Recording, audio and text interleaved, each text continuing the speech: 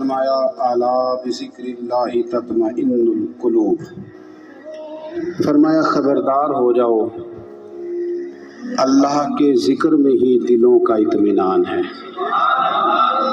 اللہ کے ذکر میں دلوں کا چین ہے۔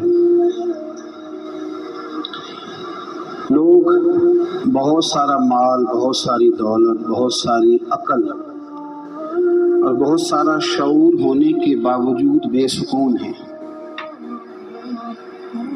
جس چیز نے زمانے کو تکلیف میں مبتلا کر دیا ہے اور جو چیز ڈھونڈنے سے نہیں ملتی وہ اطمینان ہے، وہ قرار ہے۔ لوگ بھیک مانگتے ہیں، منت کرتے ہیں، دہائی دیتے ہیں کہ کہیں سے سکون کی دولت مل جائے، لیکن وہ میسر نہیں آ رہی۔ بڑے بڑے لوگ ہیں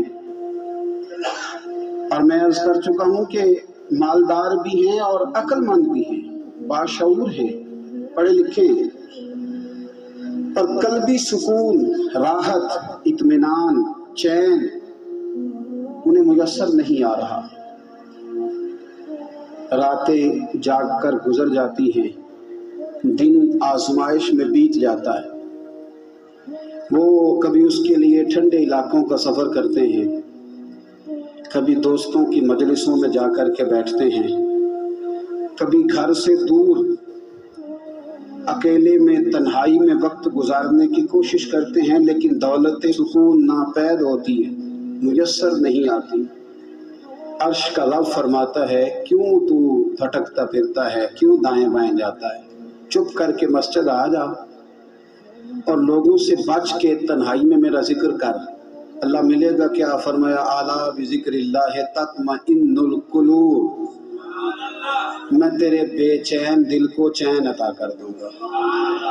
وہ تیرا تڑپتا اور پھڑکتا ہوا مزاج، اسے میں سکون کی دولت دوں گا۔ یہ تجھے کہیں اور نہیں ملے گا، یہ میری یاد میں ملے گا۔ یہ چین، قرار، سکون تجھے یہی میسر آئے گا۔ اطمینان قلبی زندگی کا حسن ہے بھائی، دولت سکون اصل ہے۔ بڑے ٹھنڈے کمرے میں کچھ لوگوں کو نیند نہیں آتی، اور داتا صاحب رحمت